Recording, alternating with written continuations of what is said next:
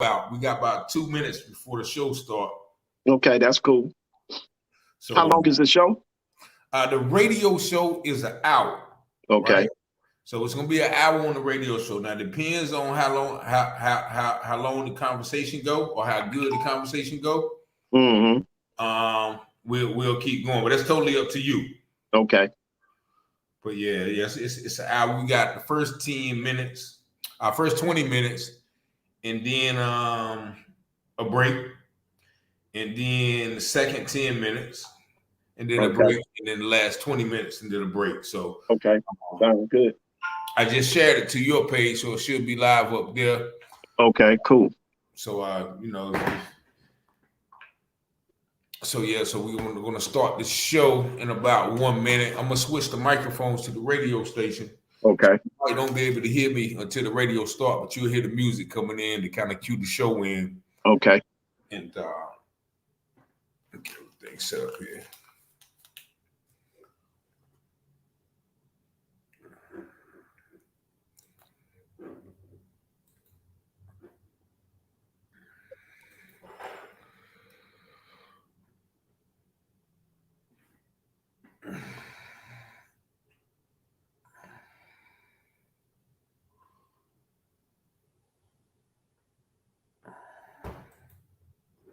Welcome everybody to the show. We're going to start the show in about a minute, so y'all bear with us.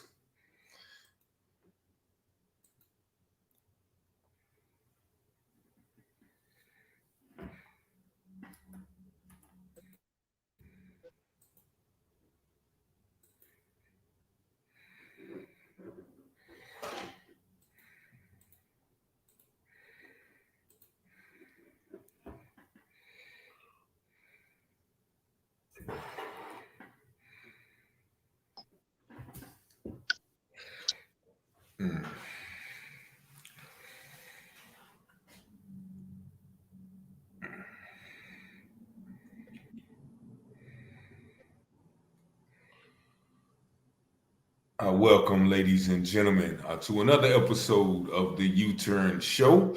I am your host, Richard Taylor, and you're listening to WBIS 106.9 Awesome Radio here in Greenville, North Carolina.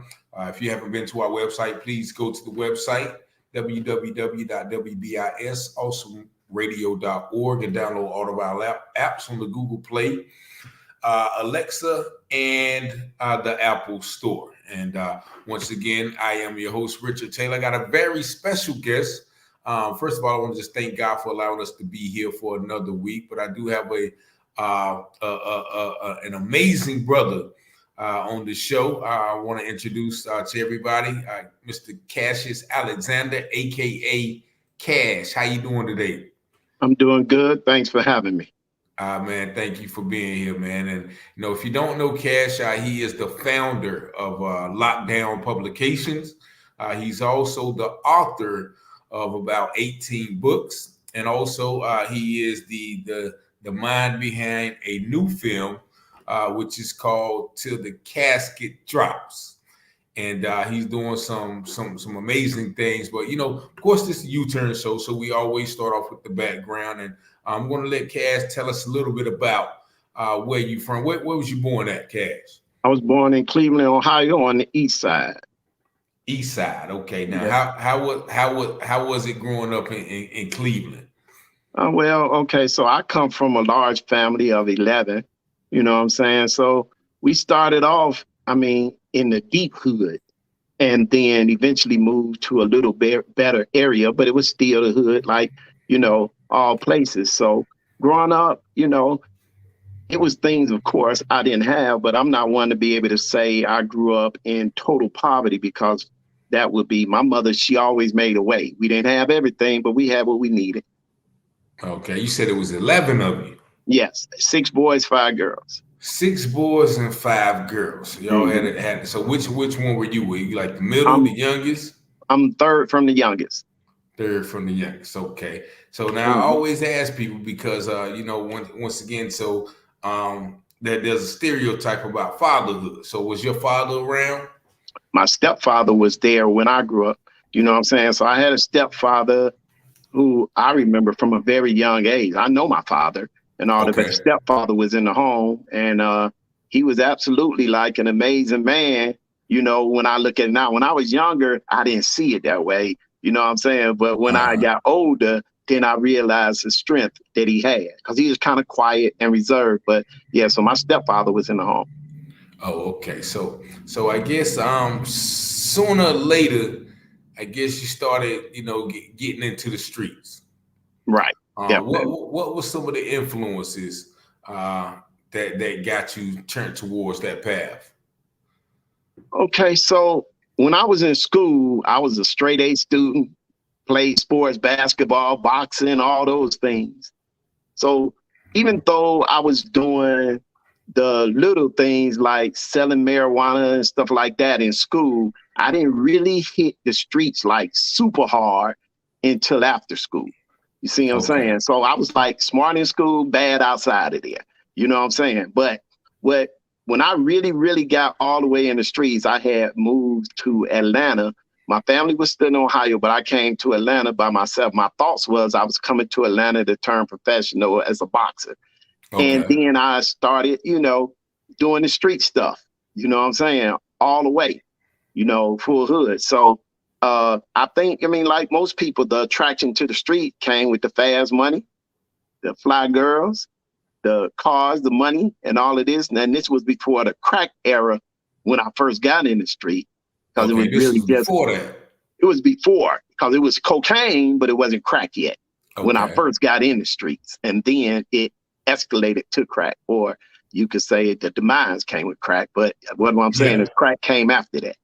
Yeah, okay. So it's Yeah. funny because I had sort of the same story, like real smart in school, played sports and Hmm. everything. But once again, after school, like you said, in school you dibble and dabble with the marijuana, selling weed here Hmm. and there. But then after school, I kind of jumped Right. into it. So moving to Atlanta though, like you went there, you didn't know anybody, you Okay. just So now, well, my biological father was down here, but when I okay, came down to Atlanta, he got incarcerated like 3 or 4 months after I came. You know what I'm saying? So then when I first came, of course, I was working a job. And like I said, I wanted to turn professional in boxing, but I was working a job. But, I knew, okay, I knew my mindset was this. I want some fast money. I want to do it because you got to understand, I went down there with nothing but $600 in my pocket and a raggedy car. So okay, my mindset was, okay, I want to come up. So my thought was, I'm going straight in the hood. My father didn't live far from the project. So I knew that once I blended in well there, you know what I'm saying? So you meet a female or two down in the projects, and you get to figuring out who is who and what is what. You know what I'm saying? And uh, started selling weed like that through her, and then went to powder cocaine. And hmm, you're down there now. You're meeting people and all of that, and setting up drug traps and all those type of things. And so that's what got me fully entrenched. And once I started getting a taste of that real fast money, then it was uh, different. And I had to be extra hard because I was from out of town and I ain't yeah, have nobody with me. You know yeah, what I'm saying? So yeah. I had to be extra hard. So how old would you say when it really started getting deep for you? How old was you when you say would you say In 19, 20, 21, stuff like that. You know what I'm saying? When I really, okay? really, really started getting really deep to where my mind wasn't on working no job or, no college stuff and that. It was just fully entrenched in the streets. You know what I'm So you saying? stopped So, the boxing and everything. right, I just stopped that. You know what I'm saying? Because, boxing takes a whole lot of discipline. You know what I'm Hmm. saying? So you ain't going to be able to succeed at that and then be out there in the streets and doing this and that because something's gonna slip. If what you're doing in the streets is gonna slip because you ain't gonna have your eyes on it, or your training is gonna slip. And you can't have that because I wasn't gonna go in that ring halfway because I know you can't get in there like that. And I'm not one that want to lose. I never envisioned myself knocked out on the mat and getting counted out, and it never happened. You know what I'm saying? But Okay. so once I got in the streets, it's like most things that I do. I'm like, okay, I'm gonna lock this down and I'm gonna do that. Full I had fledged. a take over, take charge type personality, and so when I went in, I went in. Okay. So now I always know. So how long did that run last? Okay, so I'm gonna say 5 to 6 years. Five, You know what I'm six saying? years. So you take the first couple of years, you just building it up and you just getting some money. You doing something. You ain't on top of the world. You just living good, but you ain't locking things down. Now, once I start locking things down, whole neighborhoods and all of that stuff, then once I did that, I probably got a 3-year run. You know what I'm saying? After Okay. that, so it might have been total 5 or 6 years, but I got a 3-year run of, living good, making money, but those things don't last. Those things all that. So at one point, you got, I guess, arrested, and Right. you ended up doing how many years? I did 27 years. I was 20. arrested and I actually had life plus 30 sentence. You know what I'm Okay. saying? So my So sentence was for trafficking cocaine and felony murder. Now, okay. in my case, my felony murder, it was not really related to the industry. I'm not in the streets. It wasn't really, really related to that, but they tied it to it because drugs was found at the location too. It Okay. really wasn't that. And it was one of those cases where it was accidental, really, truly Okay. accidental. However, they wasn't going to let it go like that because, like, before that, I had got arrested for a different homicide in Mm-hmm. which they dropped the charges, you know what I'm saying, Okay. with lack of evidence and stuff like that. But Okay. they didn't forget. They You know what wanted I'm to, saying? pretty Yeah, much. they didn't forget. You know what I'm saying? Uh, Yeah, because I had got arrested then for triple homicide in which they couldn't charge me with. You know what I'm saying? so And how then, but long they did you stay in jail for that? less than 60 days. Oh, okay. Okay. Yeah, because the ironic thing about that was that when that thing happened, I was in the hospital. So they knew without a doubt that I did not do it. I Uh-huh. did not do it, but they wanted to charge me with uh giving the order to do it. You Okay. see what I'm saying? So Conspiracy. they knew without a doubt that I could not have physically done that anyway. Okay. You know what I'm Okay. saying? So, but anyway, they had it for me, and then not only that, I was very, very flamboyant. I was the one with the Benz with the gold grill, gold rims, this and that. I had Uh-huh. all of that stuff, and I was young, arrogant, talk a whole lot of junk to the police when they pulled me over because I knew I was going to be clean. You know what Yeah. I'm saying? Yeah. And then I had a kind of relationship with a female officer on the police thing. And they Okay. hated that because they suspected they didn't know it. But they, you know what I'm saying? So they was kind of out to get me. But like I said, in this situation that I was found guilty of felony murder and trafficking of cocaine, I probably should have been found guilty of manslaughter, accidental, but they wasn't going for it. Okay. So they Yeah. got you for 27. Well, wait a minute. Life plus 30. Yeah, they gave me life for felony murder and 30 years for trafficking cocaine. So life is 25 years, right? Well, here is different in Georgia. So life means you have a life sentence, but you're eligible for parole. Today, you wouldn't be eligible for parole until after you serve 30 years. But Okay. when I came in the system, you was eligible for parole after 7 years on the license, but you wasn't going nowhere. You wasn't going nowhere. That was just to keep you calm and hoping.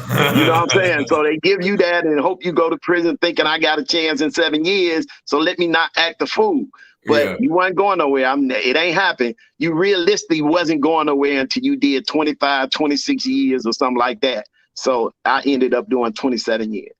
27 years off both charts. Like, did they run Yeah. them concurrent? They ran it concurrent, life plus 30. The court ran them concurrent, but when you get in the system, the parole board merges your 30 years into your life sentence because the life is the overruling felony. And so Okay. you just basically doing your life sentence. So now tell me, because I read a post earlier, man. How was your time? Like I said, 20. Man, I talked to brothers. Like I said, I just went to Delaware and congratulated the guy who did 25 Mm-hmm.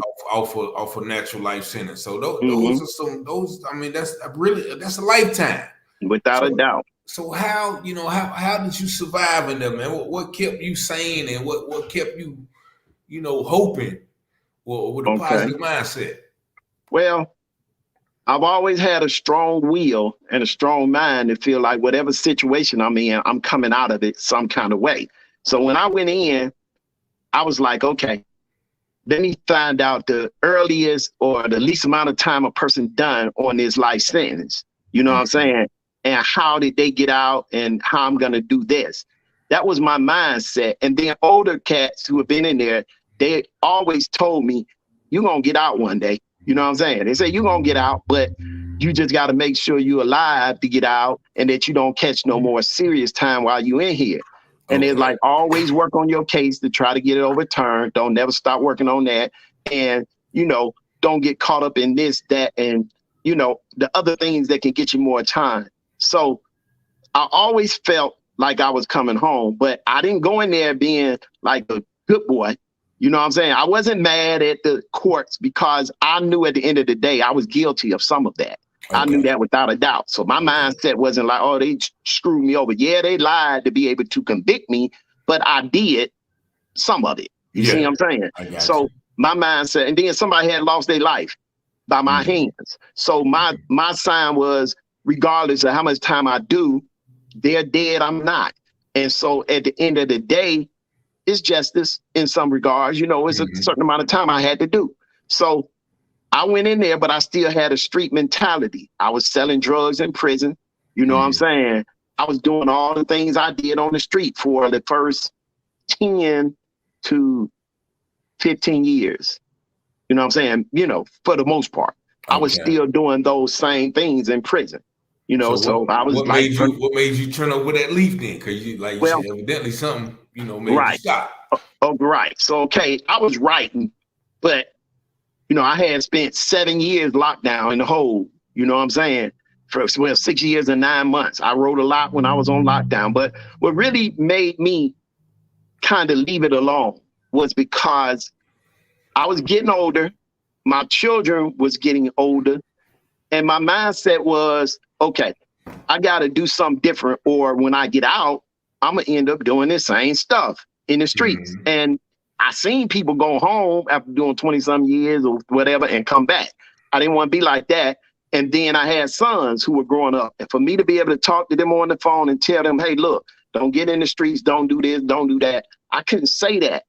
And then I'm doing it in there. You see what I'm Yeah. saying? So I Okay. couldn't be hypocritical and tell them that I had to clean me up. And I had to show them, my mindset was, I'm going to do something to show my children that no matter where you at, no matter what your circumstances is, you can succeed and overcome them without having to do crime. I wanted to show them that. And then my sister had told me one time, because, I stayed in the whole lockdown. They were locking me down a whole lot. And she said to me, she said, Cass, how long you going to do this, man? How long? And she said, look, if you be the best drug dealer in the world, you ain't going to do nothing but end up with the most time. She said, what you need to do is do Whoa. them books. She said, that's what you better at than anybody. Nobody can Wow. write better than you. You know what I'm saying? Concentrate on that.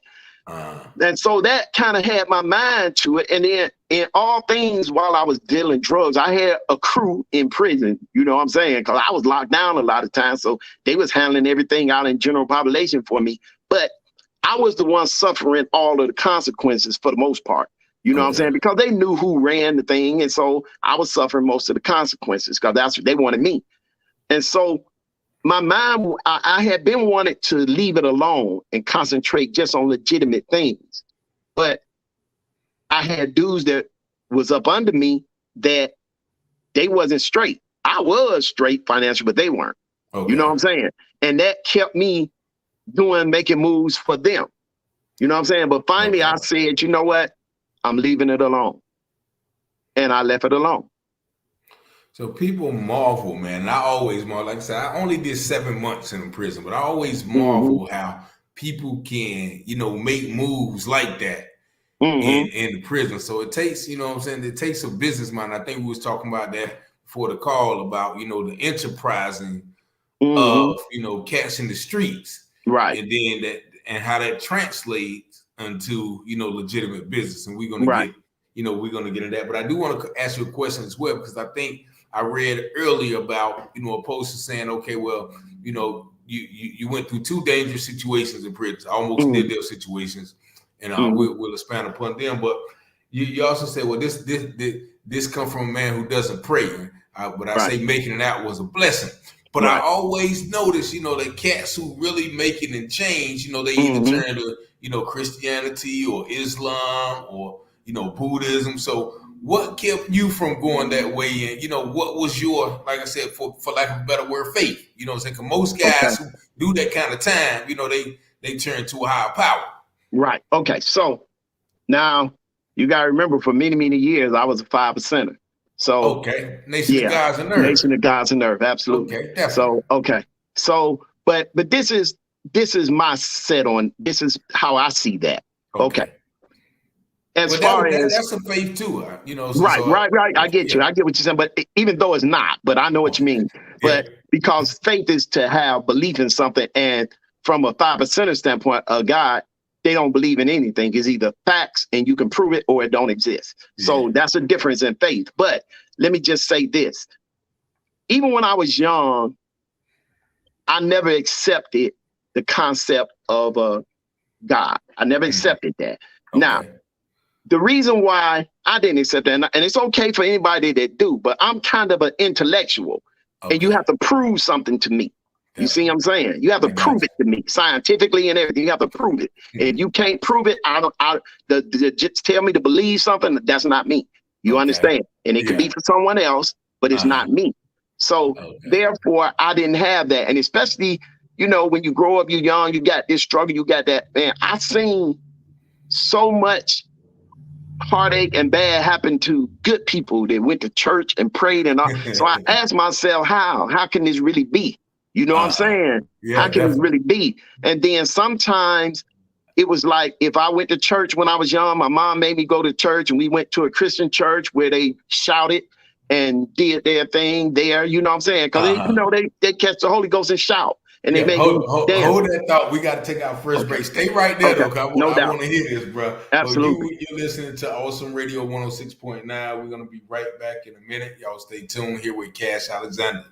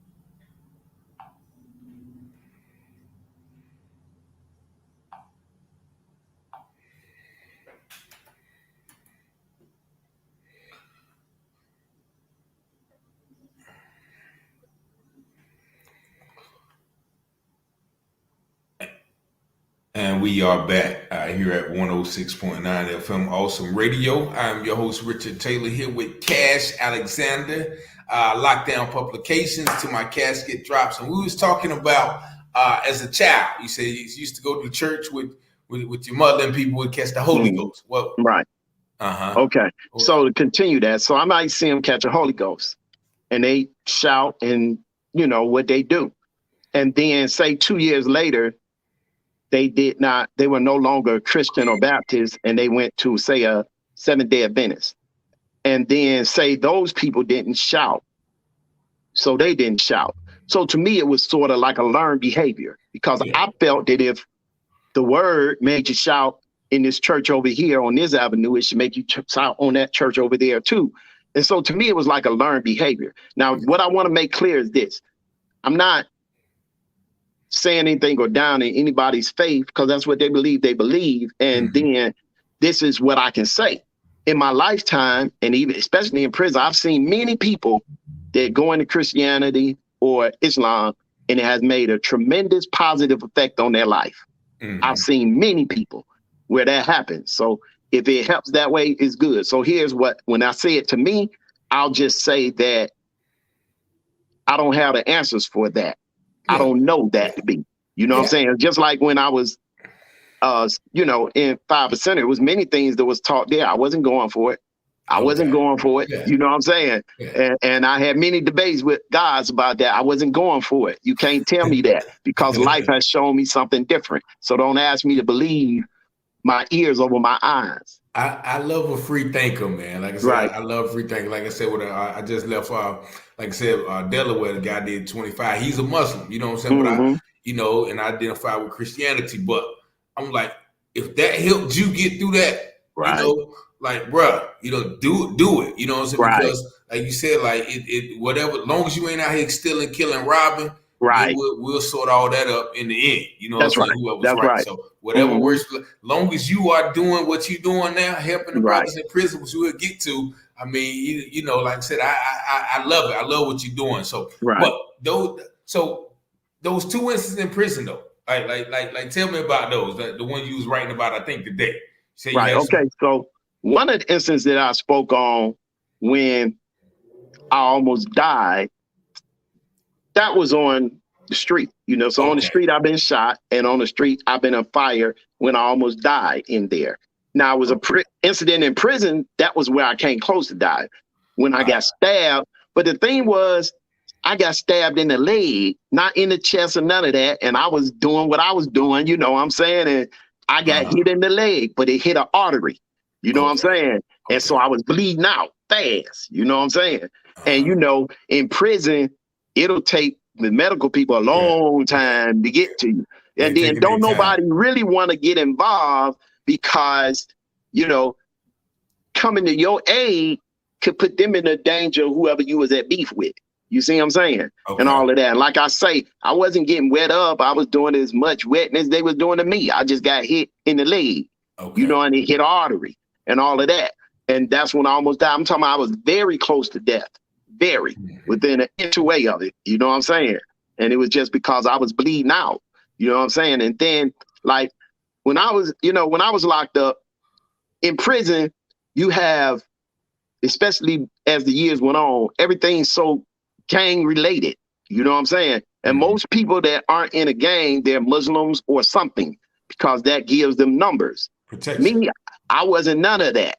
You know what I'm saying? Plus, I had things, you know, material things and all of that. So you have to be well respected to be able to do that and stand alone. You can't just be tough, you know what I'm saying? Because you're going to have numbers against you. You have to be very well respected. You know what I'm saying? And which I had that, but you still going to have things, because you're going to have young guys come in, and you're going to have to do it. How did you earn that respect though?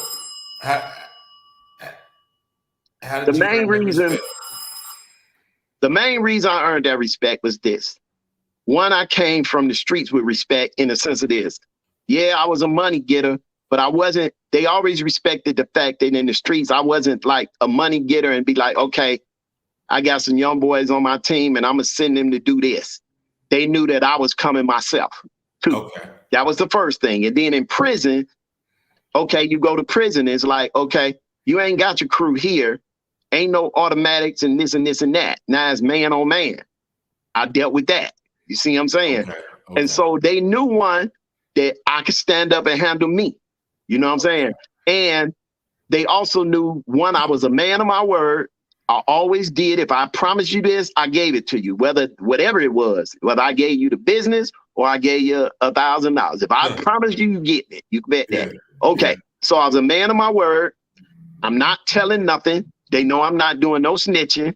You know what I'm saying? I was who I claimed to be. Now, I'm saying that meaning that I was a man of my word, 100% man. I went behind the doors, homosexual stuff. You know what I'm saying? Now, what I say about that is, if a dude came in prison, he was a homosexual, that's his life. That's who he is. And you got to respect, that's who he is. That's just who he is on the street and in there. Okay. But if you on the street, a man, and then you come in there and you doing this and that, people don't respect that. And I don't respect you not being who you are. Okay. You know what I'm saying? But me, they know that one, ain't none of that me. You know what I'm saying? And I'm going to stand on my word, and I had principles. And my principles, I'm going to stand on them, regardless of how tough it got. So that's how it was. So I respect it because of that, not because people feared me or none of that. They knew that it was going to be some consequence to messing with me because I was well-liked and I was going to represent for myself. You know what I'm saying? But also because I'm a man of my word. I'm going to do what I say, and that's just how it is. So on the streets, you said, so was the shooting and the fire two separate instances? Two separate incidents, yes. All right, so let's go with which one came first? I was early in the game when I got shot, but I didn't almost die there. Even though I got a big hole in my leg, I didn't almost die because it missed all the major things. You know what I'm saying? A little beef, street yeah, beef, a little beef. You know what I'm saying? And now when it came to the fire, that was the incident that ultimately led to me being in prison. You know what I'm saying? In which someone lost their life, but the person that lost their life was my girlfriend. But I did almost die in that fire, but I would manage to get kids out of there. You know what I'm saying? So I almost died then. And, see, some things about the streets, when you're in the streets, it's some stuff that's going to happen, you know what I'm saying, that don't necessarily deal with drug dealing. It's just because you have a reckless mindset. You know what I'm saying? Because you got to be reckless to be out here doing that to begin with. You know what I'm saying? So I'm not going to sit up here and act like, I was always a man of my word, even in the streets. You know what I'm saying? Nobody had to worry about me I wasn't a robber. I ain't a thief. That's just not my thing. You know what I'm saying? I ain't setting you up or selling you some work and then coming back. I don't do that. I don't do none of that. That's not me. But by the same token, you're going to have people that want to take it from you, and you have to stand up to do this. Then ain't no doubt about it. I was a woman. I had a whole lot of women, and you just live reckless. You know what I'm saying? Yeah. So some of those reckless situations, you have a reckless mindset, and many things you get into, you make decisions that can ultimately cost you a whole lot of things. You know what I'm saying? So here's how I look at it. I got convicted of something that really was accidental, but I think about the things I got away with that I did not get charged for and all of that. And so sometimes you got to pay for that. You paying for a lifestyle, a choice, the way you live it. But when I look at it, it's so many people I know, they lost their life back then. I went to prison for 27 years, but I'm alive today. You know what I'm saying? And you're doing well. And that's right. That's right. You got a story to tell. So we got about a minute for our last break. Was you around Atlanta when Big Meats was around there? No, they came after I left. I got locked up in 91. They came after that. Okay, so we're gonna get into the books, next right beyond the break, man. But yeah, man, that's what you said about just that lifestyle where like you said, I got shot. But I ain't get shot by, nobody in the streets. I got shot by this girl who was trying to, who just know I had a lot of money, wanted to sit, she wanted to rob me. Like, won't no street, won't no, won't nothing dealing with drugs. It was just, but I was reckless. You know what I'm saying? I was just reckless, just living a reckless life. So I can definitely attest to that, man. We're gonna be right back here on 106.9, man, here with Cassius Alexander, Lockdown Publications. We'll be right 106.9 FM.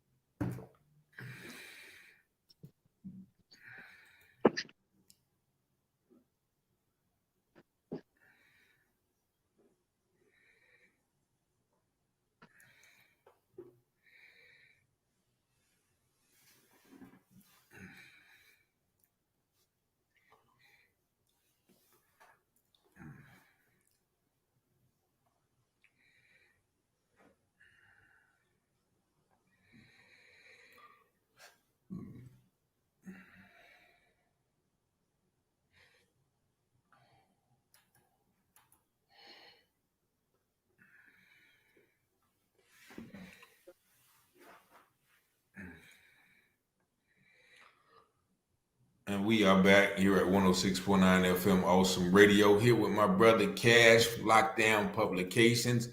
Miss Jane Panella says, Cash. I guess that's one of your fans. I don't know what's up with these Yeah, comments. I'm not Jane, really. absolutely. How you doing, Jane? James is a strong supporter of myself and Lockdown Publications. Thank you for listening and watching, Jane. We certainly appreciate you. Now, so let's get the Lockdown Publication. So you started writing while you was in. Now, did you publish your first book?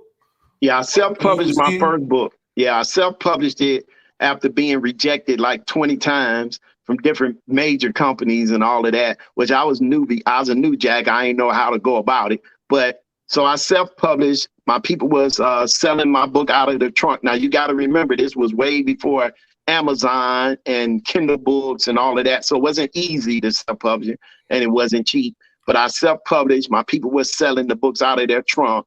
Somehow, all the way from Ohio and Georgia, the book found its way into Wahida Clark's hands up in New Jersey. She was locked up. Anyone knows Wahida Clark was national best-selling author. She was getting ready to come home from her own bed, and she was starting her own company. And somehow it found its way in her hand. She wrote me a letter and told me that was the best street lit book she ever read, Trust No Man. And she like, hey, look, I'm starting a company, and I would like for you to be my first author when I start my company. So she came home 6 or 8 months later, started a company, and my book, Trust No Man, ended up being the very first book released up under her label. I did like 4 books with her, and then I branched out on my own. Wow, man. That's amazing. So out the trunk of the car, so you was in and you had people out there pumping them like that. Yeah, I had people out there pushing them, you know what I'm saying? And, it just happened to end up in her hands, you know what I'm saying? I was raw because I didn't know as much about the industry. I knew how to write because I grew up doing that. Like I said, I was smart in school. So my thing in school was journalism. So I knew how to write. I could write all my life, you know what I'm saying? But now what happened was my ability to write was able to mesh with what I had lived. So I was able to tell a story in a fictional manner, you know what I'm saying? Because I had those real experiences, you know what I'm saying? And that was the thing. Our fiction, our fact-based fiction novels. Yeah, I call it fictional reality because, when you read one of my books, you ain't going to read it and be like, oh, no, that can't happen. You're going to feel the character and you're going to feel like he must have lived this life because many things in my stories are based off of true events, you know what I'm saying? Or things that could have happened had this went that way. Because a lot of times I may write a book where the antagonist and the protagonist, I mean the bad guy and the good guy, and both of them are me. You know what I'm saying? in a sense, because the bad guy could be some of the things I did when I was reckless, and the good guy could be who I knew I should have been. You know what I'm saying? And so it may be, you may have a touch of me in both of them. You know what I'm saying? So you never wrote like an autobiographic novel. No. You just put your experiences in the fictional novels. Right. I think that's on the shelf for now, but I'm going to do it. But there's a part of me that's like, okay, I need to reach the pinnacle of redemption before I write that. You know what I'm saying? There's some things that I need to accomplish. And when I write that is when I'm walking back into prisons and I'm able to stand in front of the guys in prison and tell them what it feels like to be free and what they need to do while they're in there. And when I reach that point where I'm going back into prison, then I'll be able to write that autobiography. Okay, so you still got some redeeming to do. So when you wrote those first 4 books, you still locked up, right? I was still locked up when I started my company. I was still locked up. So you started the company in 2012, though, right?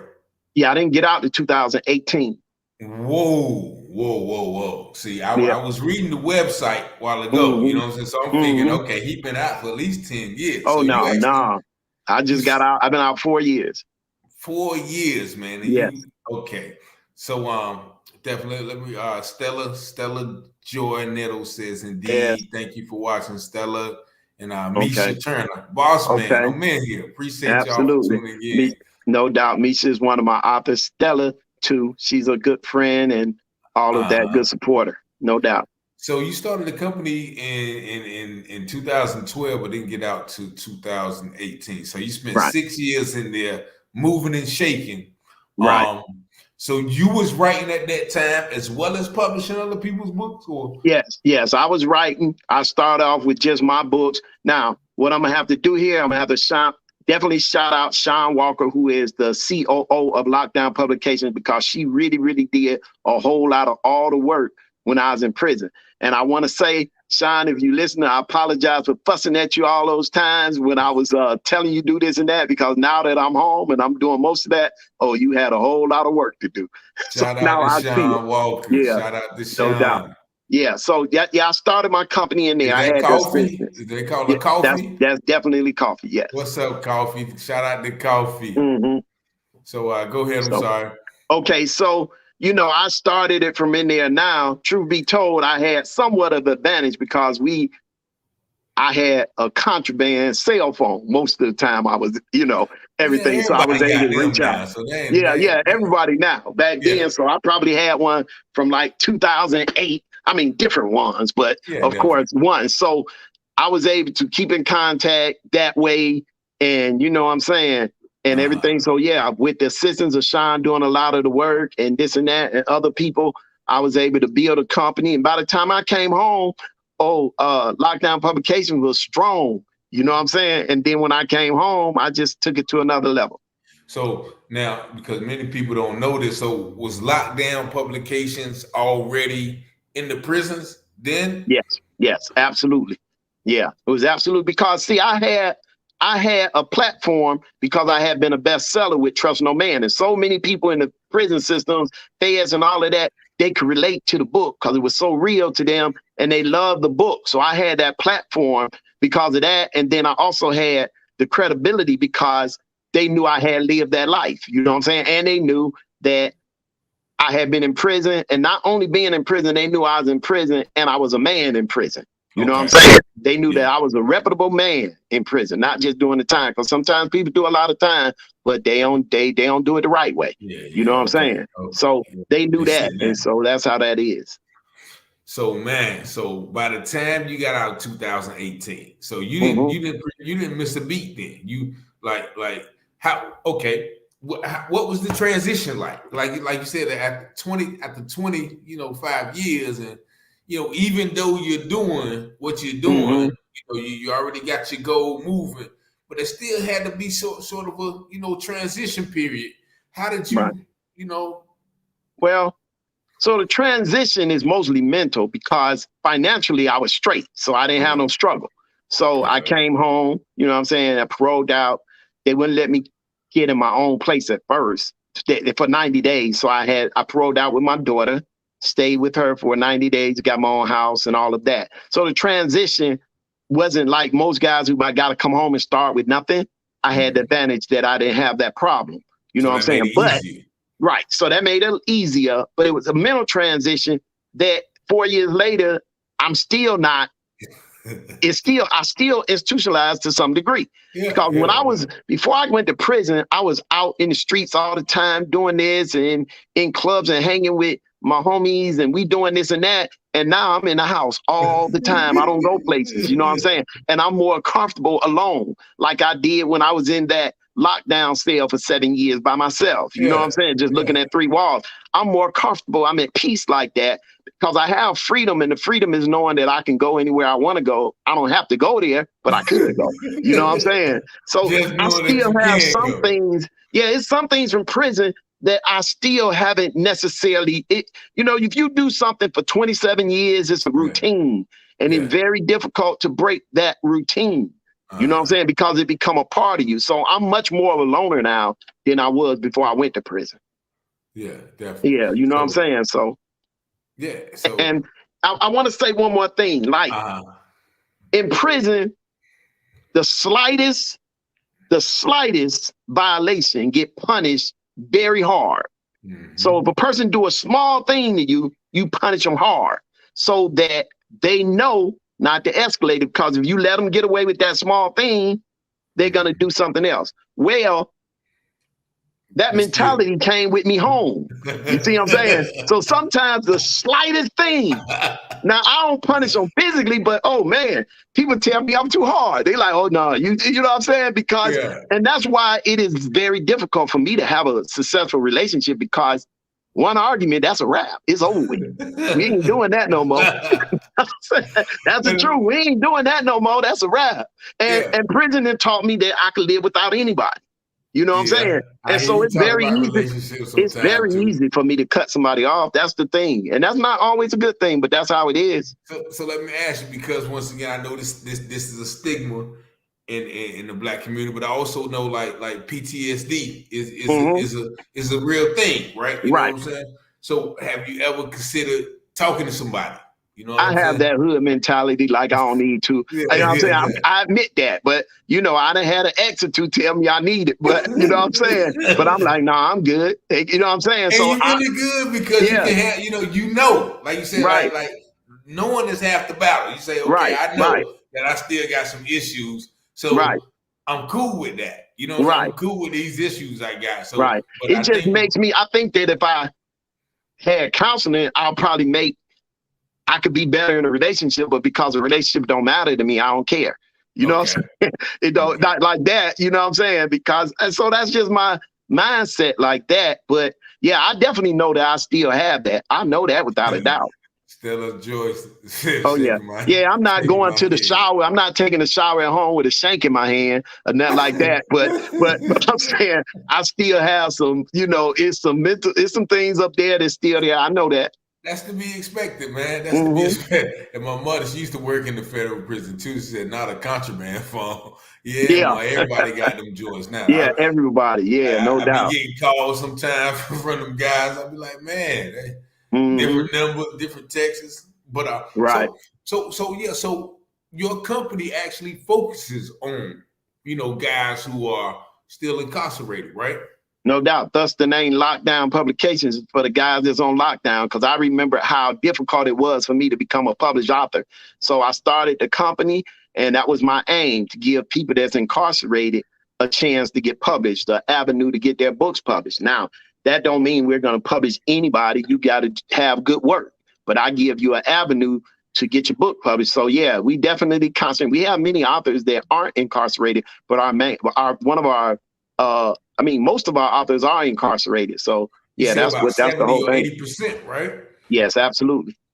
So how do they get their works to you, and how do you, decide which ones to publish, and how do you let those guys down easy? Who you don't. Okay, so they can send their work. They usually mail us their submissions in the mail. Some of them have emails that they can send you submissions. Some of them have their stuff typed up on the street and their family send it through a digital form. So it's all those ways we accept it. Like I said, we accept handwritten stuff. Now, if their work don't measure up, or sometimes we reject the book, and it doesn't mean the book isn't good. It just means we publish something too similar to it sometime already, or whatever the reason may be. And what I do is I tell them that, okay, we decided not to offer a contract, but don't give up, because myself, I've been turned down over 20 times. This is what you should do. If I've reviewed the book, or the person who reviewed the book has given me some critique on the book, I'll tell them what they need to do, and then they can come back and resubmit. You know what I'm saying? But what I do tell them is, because I believe this, like, I'm not one, if I rejected my own family and didn't publish their book because it just didn't measure up. And only thing that's gonna happen is that I'm gonna publish it and we both gonna fail, you and them. You know what I'm saying? And if a person's in prison and their book, for some reason you don't think it measures up, and you try to publish it, just saying, hey, I'm gonna give you a chance and do it, it ain't gonna work. And if it don't work, they're gonna blame you for it not working anyway. So I'm the kind of person, I like the truth, hard in my face. You don't have to sugarcoat nothing. My breath stink. Tell me, bro, you need to hit your grill. You know what I'm saying? Tell me whatever it is. So I believe in telling a person the truth. You know what I'm saying? So I'll tell them, listen, your story starts too slow. Don't nobody want to read about this right here. This is what you want to. I tell it to them, but I don't do it in a way to kill their dream. I do it in a way to make them understand that if you want to succeed at this, you're going to have to get better at doing that. And if you're afraid, if you come into this and you just want to write something and then it's published, this ain't the place for you, because the best writers in the world are great rewriters. You have to go back and do your thing. You see what I'm saying? I like that. I like that. Mm-hmm. And so you mentioned contracts, right? Because I know, Mm-hmm. and you mentioned Miss Clark, and I've talked to some guys who, see, like I don't want to Go talk say about. what you say. Say what you say. I mean, I That's just what their opinion was. Yeah. talked about those contracts or those offers. I'll say, Right. Right. where they can get, they. What did you feel about your offering? How did Okay. you try to, So you talking about why he offered me or what I offer people? both? You know what Okay. I'm saying? Okay. So while he offered me, I was new in the industry. And I wanted my book published and I wanted a well-known name like hers on my company. And I did that. Okay. I don't feel that her contract offer and what I signed was a bad contract because it was what the industry offered. And I did my research before signing it. Okay. Okay. However, because they offer you a certain amount of points or percentages don't mean you're going to get that. It just depends on how honorable they are. Okay. So okay. Now, here's the thing. While he didn't have a lot of authors, and I'm going to say that's probably why her company in the end failed, because they were very dissatisfied and they felt she cheated them in some kind of way. Authors, I've right. never gone on social media, anything to bash her. Okay. Because at the end of the day, I took what she did and I used her platform to elevate. So if she did not pay me what she should have, it's okay. Because I used it as a platform. See, no matter what you do, I have an indomitable will, and it ain't going to stop me. I'm going to succeed no matter what. I like that word. Without a doubt. Yes. Yeah, definitely. So I'm, on that aspect, what I'm saying, it's okay. I took the platform she gave me and I took it to another level on my own. Yeah, because and then once again, like I said, I think one guy told me, I forgot what the number was, but I'm like, okay, well, you in prison, so right. You gotta, like you said, it ain't too many options you got, right. So I don't blame you for taking it, and once again, I can't even blame her for offering you, because right now, you have no like I say, outlet. Wahida didn't offer bad contracts. Okay. If they were unhappy, it was because she did magic with the numbers. You know what I'm saying? So, I mean, the numbers, the contract percentages, now the way they see it is, man, that's the only percentage, but that's what the industry says. But now it's a little different. But I always say this because some people think, well, okay, they may say, well, why am I only going to get, we'll just take a number and say 25 or 30%, whatever it is from them. I could publish it and get 100% of my own. But then I always ask them, you'll get 100% of a grape if you put it out there yourself, or you could take 30% of a watermelon and you tell me which one is the most. You know what I'm saying? And so it just depends on what your thing is, because in today's industry, being incarcerated is a hindrance because you need social media to drive sales and everything. And if you're incarcerated and you can't be on social media and all that, it's going to hurt you some kind of way. So you're going to be dependent upon the publishers' credibility and what their fan base is to help you sell your books. Now, if your books are good, then it go there. But there are plenty of books that are good that don't sell, and there's some books that are half whack and sell great. And they sell because they got a great marketing team behind it. That's how it is. It ain't always the best books that sell.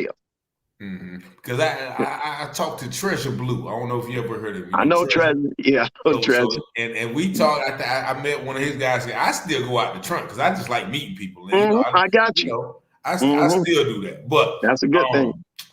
So I met one of his peoples. They took me up with him. He was like, "Yeah, man, they gave me. I forgot the name of that book when I was a black. It's something about a girl." I know what you're talking about. I know Treasure. I can't think of the name either, but I know what you're talking about. He told me, he said, man, they gave him $300,000 advance for that book, right? And he said, I'm still paying that money back. You know what I'm saying, right? Yeah, because you ain't gonna see no money until you pay that back. You know what I'm saying? Yeah, and he came in the industry at a different time. It's not like that now. Ain't like that. Like, oh no, the industry would give different. you $300,000 for your book. Now, because like I said, I'd take it now. Like, okay, give it here because I can do something with that $300,000. Yeah, it's a different time now. Now it's a different time. There's many more urban authors. Back then, it wasn't a lot. And you got many platforms. Amazon makes it easy for anybody to publish it. So the writing game is watered down a lot. and it's other options. So now it's a different time. Even when he came in, and he came in the game a few years before I did, because I think he came in the game up under he probably came up under Vicky Stringer then. And I think that's who he came up in the game, under Vicky Stringer. Hold on, I'm gonna end the radio show real quick. Join Okay. us next week, 106.9 FM Awesome Radio, but we're gonna keep it live right here.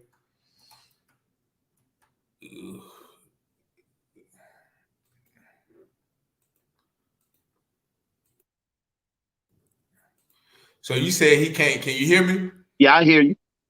All right. So you said you can't. He came up in the Vicky Stringer. Yeah, but that's not the name of their company. They had a company. I forget the name of them right now, but back then they was the #1 company out there. You know, I can't remember the name of their company. They was so hot. You know what I'm saying? Girl Lost. That's what his name was. Harlem Girl Lost. Yeah. So I remember him back then. I remember him when he came up. So he's probably a few years before me, you know, in the industry and everything. But the industry has changed a lot, like many things. It's changed a lot since then, because back then there wasn't even any ebooks. It was all paperbacks. It wasn't no Facebook. It wasn't any of that. It wasn't no MySpace. You know what I'm saying? So the industry was much different, and wasn't nobody self-publishing like on Amazon. Or it wasn't none of that. You know what I'm saying? So he come up from then. I came up a little bit after that. And that's where your credibility came from, because you wasn't self-publishing your stuff. You had to have a name. Yeah, you had to have some heat. So Misha Turner says she don't want an advance. I get that monthly. Is that one of your authors right there? Yeah, that's one.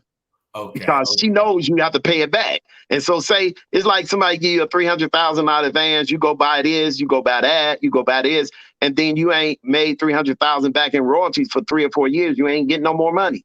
That's just it. You know what I'm saying? I tell authors that a lot, like especially my authors that are incarcerated. You know, they want to hit you up. Oh, I lost my phone. I need $1,500. I need blah, blah. And I tell them all the time, bro, come a day where you're going to have to pay for this. You know what I'm saying? So that means you going to pay this. You ain't getting no royalties until that's paid off, but you're going to have other stuff pop up. You know what I'm saying? And I'm like I was when I was in the streets. You can't borrow on top of money. You can't borrow on top of debt. You already got a debt. Ain't no more money coming till you pay off that debt. Ain't no borrowing on top of another debt. We ain't doing that. Yeah. You know what I'm saying? No. Yeah. So, you know, so I get it why she wouldn't want advance and all of that. Because people think advance means they're giving you some money and you just get it. No, you paying that back first before you see another penny. Off your sales. Like, yeah, so, before you see any other money. Like, I think what was it, only like $1? Only thing, did he say it was $1 a book? Only thing he said it was that much. Yeah, no, especially back in the day. You know, it's like that too. Yeah. It's like that but most people don't understand from the business side of that how it's like. They like only make this and that off a book that sell. See, they think if their book is on sale for $15, $14.95, that the publisher is going to get $14.95 every time they book sell. Sometimes it's not like that. Somebody else is selling your book more than your publisher. The publisher is getting a wholesale price for it, maybe $6, $6.50. That's what they're getting. And then it's print costs and editing costs and marketing costs got to come out of that. So, you know, so most people don't understand, like authors these days, they may get 40% contract. Some may even get 50%. But what they're not understanding is it's a different time, and it's less to produce a book now. As an ebook, obviously, it don't cost much to produce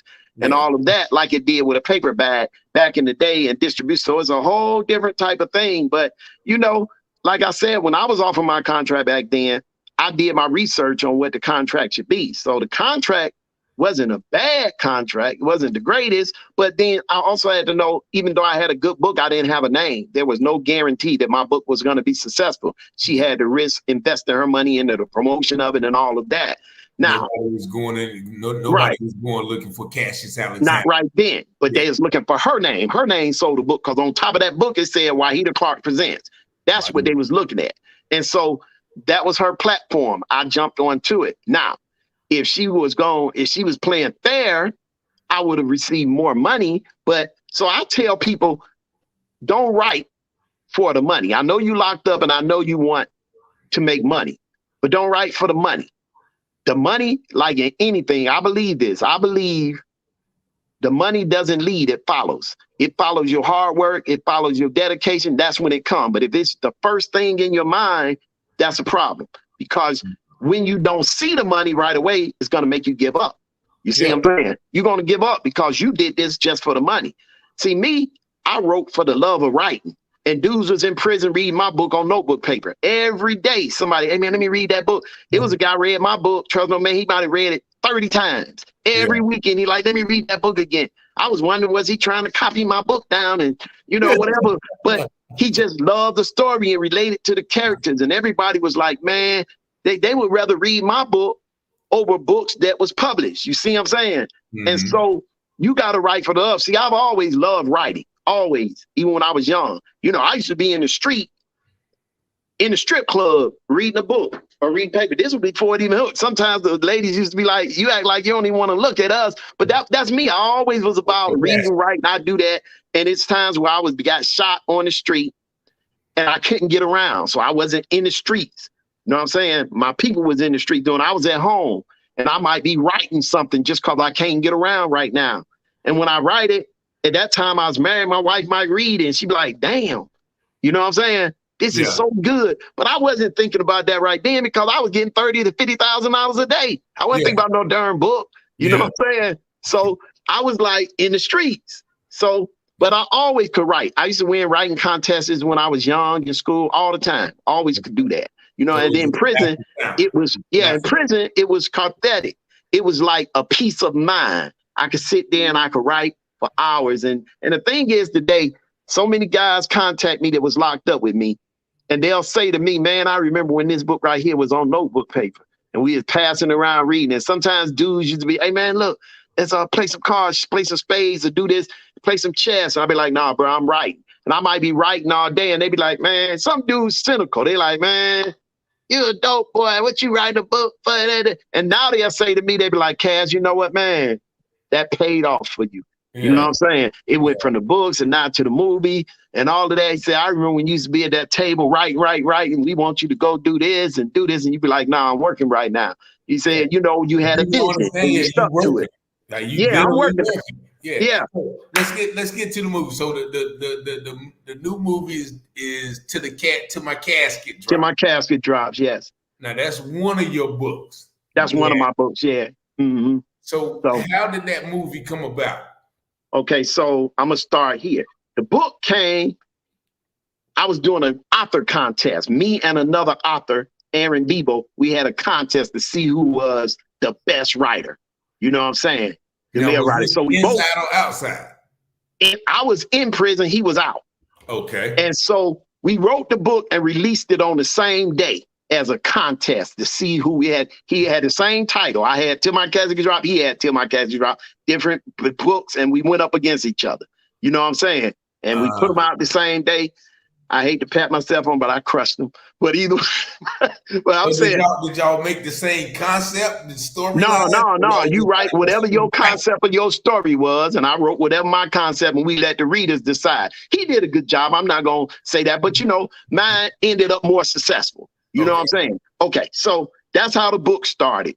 And then with the movie, like I said, I chose that as the movie because it's what you call a standalone, one book, and it'll make a movie, as opposed to books that I have in series, part 1, 2, 3, that you have to make 3 movies off of. So I chose that, and it's a strong story with the content of what they're looking for. Because the thing I think most authors, or even in movies, you could write. Most dudes that been in the street and they know how to write somewhat, they could write to shoot them up when they're going down. They could write maybe even the sex scenes.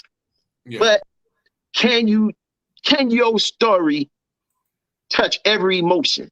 See, I can make them laugh. I can make them cry. I can make them think. You know what I'm saying? I can make them afraid. I can make them anxious. You know what I'm saying? And in that movie, it's going to give you all of that. You see what I'm saying? So it was just about casting the right people to be able to bring those characters out, you know what I'm saying? And all of that. So that was the thing. And I was like, okay, I want to take this to a movie. I will tell you this. It's a brother, Silk White, that write. He do movies too on Tubi. He was one of my reasons. I'm like, you know what?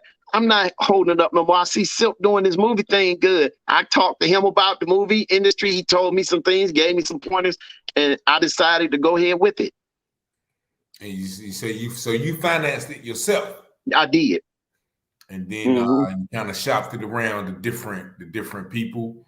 Yeah, I had what you call they're called the producers rep, and they represent take your book to different streaming services and different places, and that's how it get done. Now we didn't got even several more offers because there's different platforms you could put on. They're different. If the lay person don't know the difference in them, Right. but you know what I'm saying? Because one, you put them on and you get paid off of the ads that they show, and you get paid off of viewership, and the other ones you on sites where they already have subscriptions like Netflix or this or that, and they pay you up front a certain Okay. amount of money, but that's all you'll make. You to get paid. So So we what's have the better offers deal like you that. think, the ads or the upfront?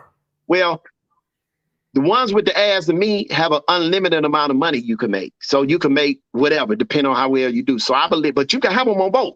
You Yeah. see what I'm saying? Yeah, Okay. because you have what you call non-exclusive deals. So you can have them on both. You know what I'm saying? Okay. So, but so that's what we have. We already have the ad thing with Tubi, the not the with the subscription things. We're in contact. I mean, we're in talks with two other places, and within a week or so, I don't know which one we go with. But the movie, I expect it to be out and live and running in November this month. Okay, congratulations on that. And you actually got my man on. What's my man that played? Didn't he play Biggie in the? Yeah. Oh, you talking about Gravy? What's his name? Jamal Willard. He Yeah, played. Yeah, he played Biggie. Yeah, he's in there. he played Biggie Jamal. in Notorious. Yeah. Jamal Willard. They call him Gravy. Yeah, he's in there. Uh, Trey Chaney, who's been on The Wire and all those things, he's in there. Marquise Moore, who played on BMF and Snowfall and all that. And that was one of my things. And that's why I allowed an investor to come in as a minority investor, because he had the contact with all of those people. Because when you're shopping your movie around, you can have a good movie, but you also want to know who is in it. Do I got some names that's going to attract viewers? You know what I'm saying? And so that was part of the reason why they did that. And we brought in some actors and they did their thing. Absolutely.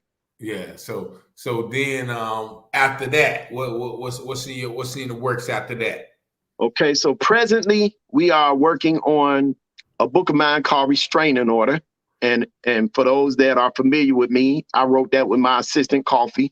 It's a two parts, and we're gonna turn it into a series that's plays like a Netflix series, and it'll be 10 episodes season 1, 10 episodes season 2. So we're starting to do that now. We expect to start shooting in March. We expect to Restraining start Order. filming. That sounds like a love drama. It's that and like domestic violence and love, but it ain't. For those that read the book, they know. You know what I'm Okay. saying? Because see, I have the ability to take a character that most people hate and turn them into someone that they love and hate, because that's how it is in many ways. You got some people that do bad things, but they also do good things. You see what I'm saying? Okay. And that's the whole conflict, because usually a person ain't all bad. You can find the worst person or the worst, or they committed the worst crime, and they got people that love them too. You see what I'm saying? Because it may not be a part of them. See, like me, I know for a fact you're going to find different opinions. I'll be respected by most. But if some people ain't gonna like me, I had bad relationships where a woman think this about me or something, and some that think the world of me. You know what I'm saying? And so it be like that. But so Restraint Order, yeah, it is that. It got the whole thing, the love. Even in the movie we put out, it got all of that. It got the love, it got the violence, it got the, all those things. You know what I'm saying? So and Restraint Order, I think that I think it's gonna grab real good, and we're gonna definitely do it. You can do some things. So speaking of that, because all the first books, I guess, was urban novels, right? Right. So when did you kind of break off, or have you broken off from that? Never breaking off. I'll never break off. Some people can tell me what they want to tell me. I ain't mainstreaming it. I'm an urban dude, and I'm going to do urban. Now, in this book, Restraining Order, it's still urban. However, it has other aspects that, because Sean is not from that life per se, she softens me so some parts of the story, she has the softer parts of writing. My co-writer. Sean, That's Coffee. Yeah, that's Coffee. That's her writing name, Coffee. That's my assistant. Okay. So in her writing, she has the softer part, but I still got all the other stuff, all the street stuff in it. It got all that in it too. but it also has the softer side of relationships and things. But the guy, the main character, he's a street dude, and he in the street, and he bought his business, and then and the thing about it that makes it complex is that he's abusing his woman, but it ain't necessarily that he's abusing it, is why. Because that's always my case. If I read a book and this dude is a cold killer or he's a certain way, I get it, but I need to know how he became that way, because there's something that made me who I am and made me behave how I behave, the things I did in the street, good and bad. There's a background to that, all of it. You see what I'm saying? And I need to know what made you become this. So when I see somebody who can do this or do that, I want to know how he get to be that way. And so in the story and the telling of the main character, it's going to flash you back in his life, and it's going to make, because say if you find a man that, even if it's a man that dislike women, you know what I'm saying, a misogynist or something like that. Okay. It's some reason why they're that way. It's something in their life that made them act that way. Sometimes a person can relate to it and soften to it. Sometimes they're like, okay, whatever. And so in that story, it gives you all of that. Okay. You know what I'm saying? And you mentioned that, like, I got to go back to this. You said, okay, what was it that made you your way? That if you had to say. Well, if you talking about the way I was in the street, okay, yeah. So I've always been competitive in basketball, football, boxing, all those things. My mother used to tell my brothers, I got a brother that's been locked up since 85. I was talking to him on the phone the other day. And he said, man, I remember mom telling me, don't throw him that ball because he'll run through a wall trying to catch it and kill himself. So I'm like that. I got determination that's like that. You know what I'm saying? And so that made me, once I got in the streets and this and that, it made me, I'm fearless. That's always been me. I'm fearless. I don't care. Even in prison, one time it was me against 30 dudes in a gang. And I told my homeboys, y'all locked down. I got this by myself. Now, some of them wouldn't lock down. They're like, no. But I wouldn't have won. There's no way I would have won with 30 dudes strapped with knives and everything, just me with 2 knives. Yeah. But it didn't pop off mainly because they had respect for me. But I was willing to die about it because I was in the right. You see what I'm saying? Okay. So I don't fear. I don't fear that type of thing. I don't fear those things. So what I'm saying, in the streets, some of that made me how I was. Now, in relationships and different things, I can be different. It just depends. You know what I'm saying? And there's things in my life that make me how it is. If you've been in prison and some woman then abandoned you or turned her back on you, or friends or whatever it is, it can do one or two things with you. You know what I'm saying? And whatever that case may be, I could look at it rationally and say, well, I had life in 30. What do I expect a woman to do? She got to go on with her life. But at the time, I ain't looking at it like that. You know what I'm saying? At the time when it happened, I'm thinking, okay, I done did this, I done that. And I also had to look at, okay, you done had children outside your marriage, you done did. So rationally, I understood it. Now, the only thing, like I say, when it make me, your experiences will make you that way. It'll make you distrustful of certain things. You know what I'm saying? It'll make you hard on certain things. You know what I'm saying? And I admit that I can be very hard because I don't like excuses. I'm one of the people that don't like excuses. I don't want to hear all that. I understand it and all that, but it comes a time when I want you to deal with it. You know what I'm saying? But I do have a better understanding because of, a guy taught me this one day because we played basketball and I was the point guard. So I used to be all on him sometimes. Making them do it. He told me, he said, you know what, Cass, you can't be a good leader treating everybody the same way because some people don't respond to that. Okay. So if you hollering at him, it's going to make him play bad. You can't do it to him, even though that's what you want to do. So you can't treat them all the same. Some people you could be rough and rugged with, and some people you have to be. Now, I admit that I'm not all the time always good with the people that need pampering all the time. I'm not good with them all the time. I'm not. I admit that. You know what I'm saying? Especially men. But I'm saying I can do a little bit and give you some encouragement. I'll do it some way, but it's a point in time where you're going to have to show and prove. Yeah. Do you really want this? I can't want it more than you want it, not for yourself. You know what I'm saying? So when you talk about what made me, I guess my life experiences from childhood to the streets to everything helped shape me to who I am, good and bad. So what do you see yourself after?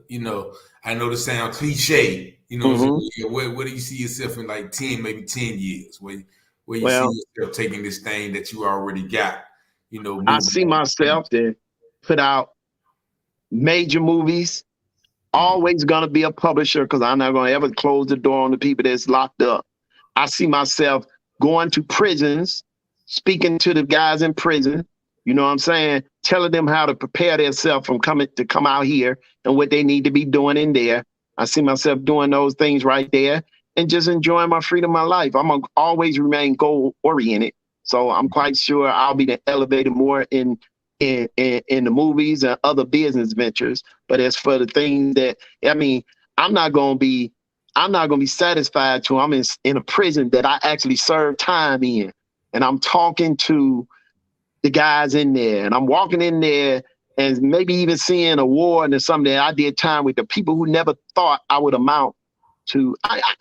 See, I don't think people looked at me and say he ain't gonna amount to nothing because they can always see my intelligence and my drive. You understand? I think they can always see that. But sometimes a person counts you out because of what you do.